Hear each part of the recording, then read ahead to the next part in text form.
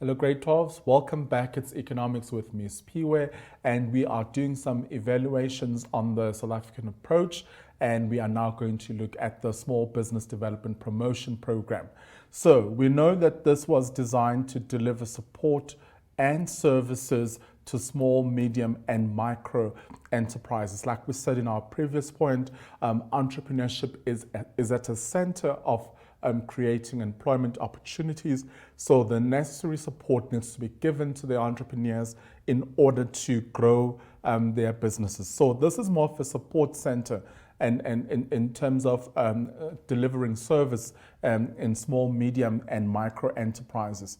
So DTI, the Department of Trade and Industry, the Industrial Development Corporation, the IDC, and the National Small Business Act offer these services in terms of support and services to small, medium, and micro enterprises. And if you visit the DTI's website, you can see the services that they offer in terms of support and services to small, medium, and micro enterprises. And then also the laws are revised to help change power imbalances. Okay, so we are aware that there are some imbalances when it comes to power, and hence we have laws and policies that are put into place in order to ensure that we address these imbalances that exist in our economy. Now, moving on to the Black Economic Empowerment Programs, the BEE. So the Black Empowerment Act and the Employment Equity Act were designed to assist in the transformation and redress of previously disadvantaged groups. So we know that the previously disadvantaged groups had very limited access in economic activity or in the mainstream economy. So this policy and act is there to ensure that there is transformation, and also we do redress the issue of previously disadvantaged groups so that they are afforded or given more opportunities to be part of the mainstream economy. So the act focuses on that. So measures are implemented to ensure redress and affirmative action in the workplace and also in the business environment as such. Okay, so we know that there are now certain expectations in terms of what the percentages should be in terms of people that come from previously disadvantaged groups and within a business or within a firm. So there are some issues and that are being addressed in terms of making sure that we encourage or we employ more people from previously disadvantaged backgrounds. So that is the BEE and also the Employment Equity Act. Now we come to a most important part. I know that students love to ask questions around this, the North and the South divide. That is quite an interesting topic. Actually, you can have a debate around this North and South divide that happens. So now I've got a table for you that's going to help us to see the different ways to distinguish between developed countries, which is in the north, and also the developing countries in the south. Okay, so it's important that we are aware of this. So here's our table. So we're looking at the north and south divide. Sounds like very gangster, that term. I'm from the north side, you're from the south side. But there is this divide that actually exists between the developed countries and the developing countries. Starting off with the standard of living, okay? So if we are talking about the standard of living, we are talking about the real GDP per capita, life expectancy, and also the educational levels in that country. So in developed countries, we know that the GDP is high, and then also in low or in developing countries, it is low.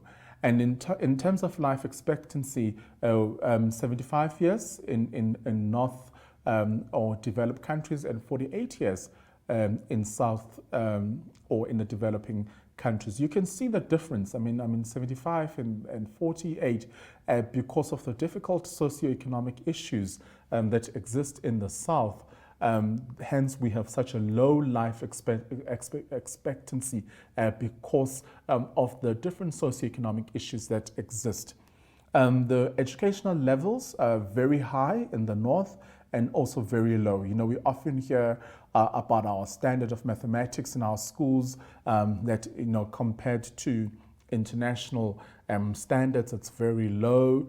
And hence our students find it difficult to comprehend pure mathematics, and then they opt, to go and do maths lit because they find the concepts that have been dealt with in pure mathematics quite difficult to comprehend. So in terms of standard of living, those are the three things that we are going to use as a benchmark in order to distinguish between the north and also the south divide. Okay, so the real GDP, life expectancy, and also education as well. And then moving on to the second point, in terms of globalization inequalities, the poverty levels are very low in the north and they're very high in the south.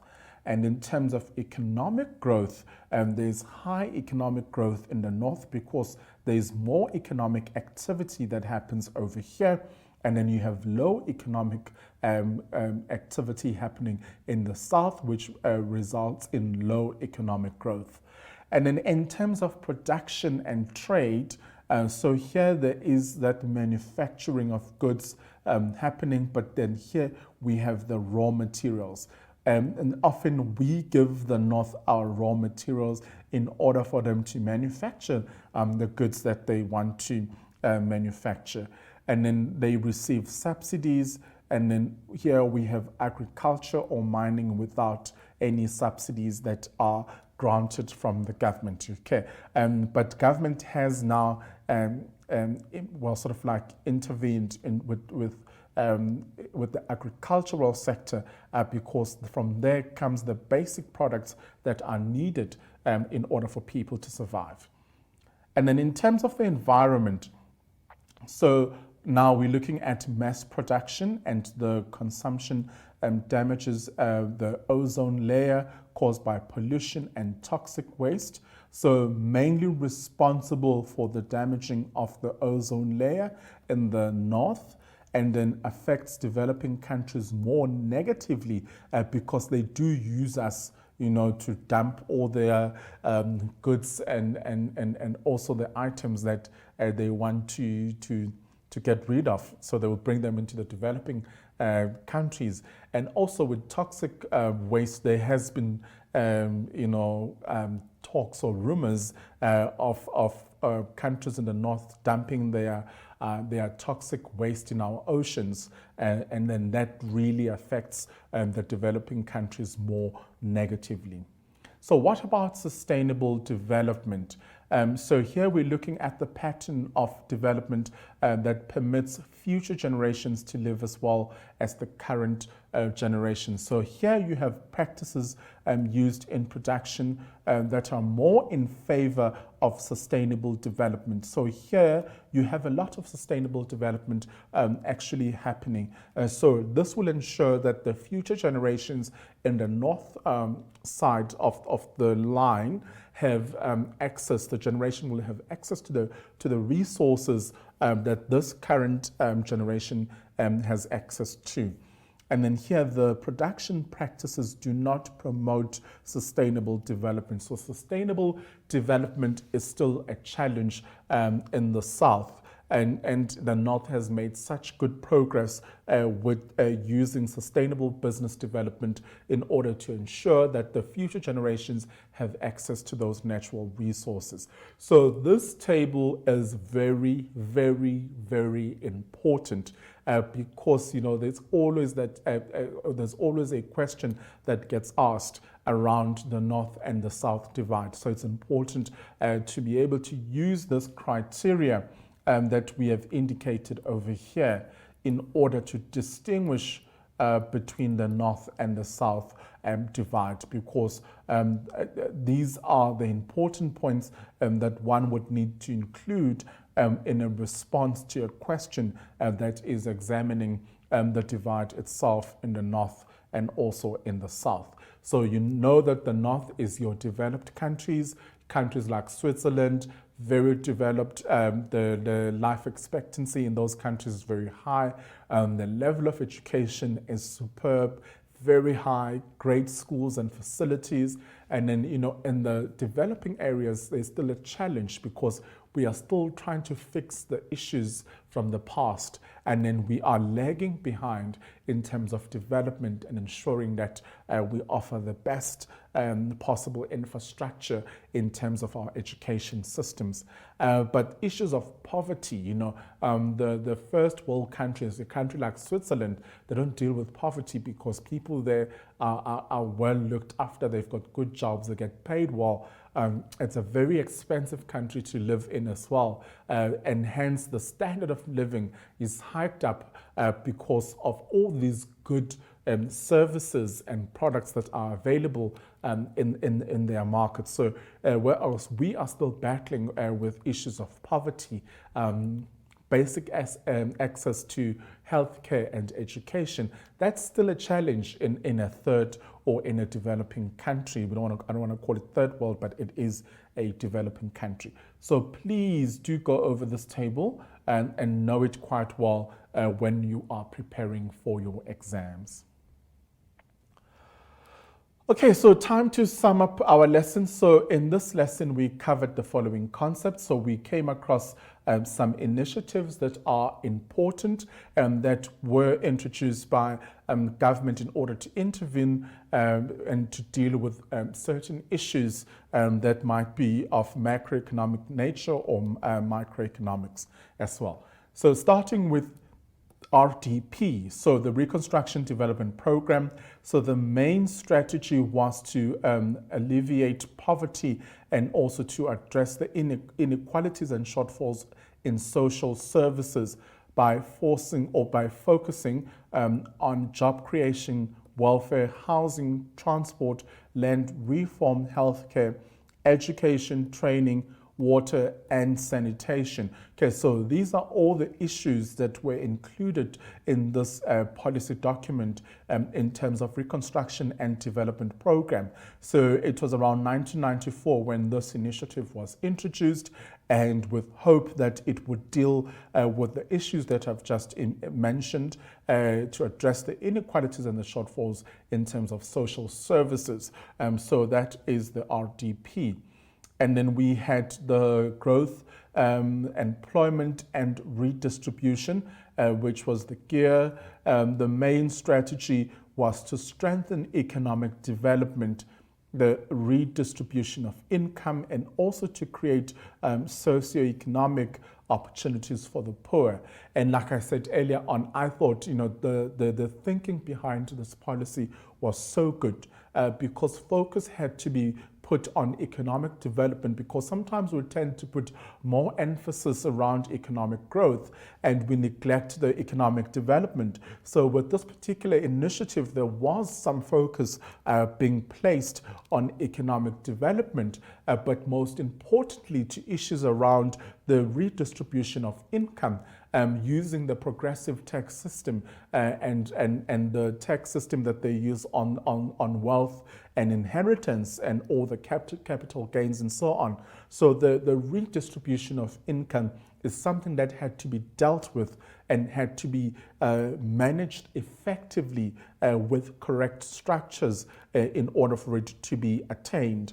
And also the creation of socioeconomic opportunities. We know that the levels of high unemployment, we have high levels of unemployment.